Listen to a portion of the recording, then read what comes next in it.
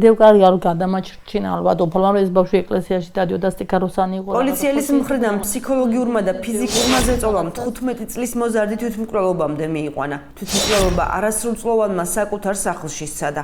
მან დიდი რაოდენობით საძილე პრეპარატები გადაყლაპა. შემთხვევა აბაშის რაიონში მოხდა. ძალიან ცუდად გახდა.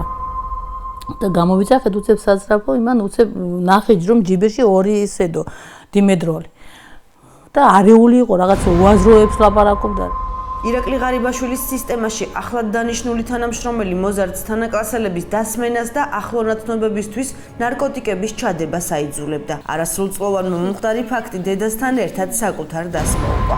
ეუბნებოდა რომ ისა ჩაუშვიო, ხენი მეგობრებიო და ფულს გადაიხდიო და მე კიდე უთხრა რომ ისა შენი ძმაკაცებიდანო ერთი მყავსო მე შპიონიო ასე რა ვიცი, შპიონი მყავსო რომ რომელიც თქვენზე ყველაფერს მეუბნებაო.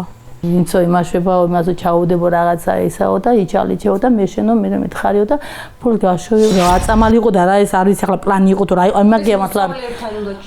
ხო, ალბათ, ხო, რაღაც სხვა ბავშვებთან უნდა გაეკეთებია ალბათ.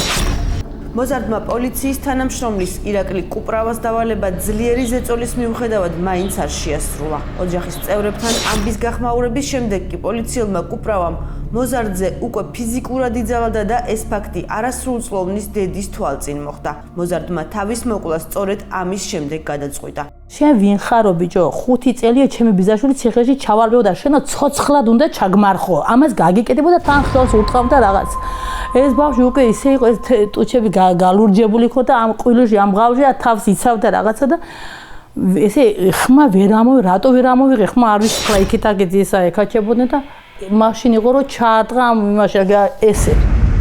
თავისუფალი ზონის საგამოძიებო ჯგუფმა მომხდარი ფაქტის გადამოწმება იმ პოლიციელთან სცადა, რომლის მისამართითაც მძიმე ბრალდებებია. აბაშის პოლიციის თანამშრომელი შეკითხვებს არ პასუხობს. ქიქავასთან დაკავშირებით გვინდოდა თქვენს მიერ ზეწოლა ხორციელდებოდა მას. არასრულწლოვანზე განხორციელებული ფსიქოლოგიური და ფიზიკური ძალადობის შესახებ ინფორმაციას კიდევ ერთი პირიქლობს. ის ძალადობრივ საქმეში დასახელებული პოლიციელის მეუღლე ჯავრიდა კუპრეიშვილია. კუპრეიშვილი ჯავრიდა აბაშის რაიონის წყალკანალის იმ განყოფილებაში მუშაობს, სადაც თავად დაზარალებულის დედა. თუ უნდა გაარკვიოს ვიღაც.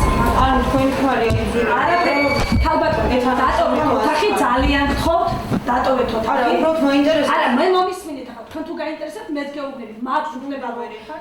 რაზე რა საუბარი? ვამბობ რომ დატოვეთ, არ მაინტერესებს არაფერი. მე ნანა უნდა ნახო თვითონ რა ხდება, უნდა გავიგე. სოლიც მოვიდა თქვენ. თან იყო 12 საათამდე.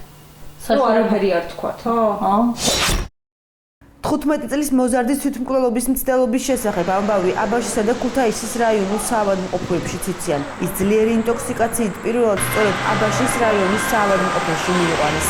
მძიმე მდგომარეობიდან გამომდინარე არასრულწლოვანი ქუთაისში კატასტროფის ბრიგადის დახმარებით მალევე გადაიყვანეს.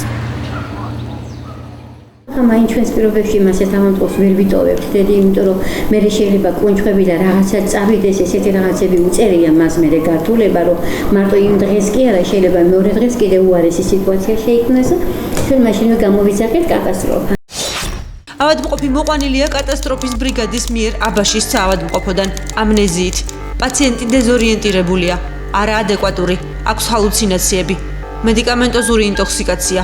პაციენტს ესაჭიროება მკურნალობა ბავშვთა სტაციონარში.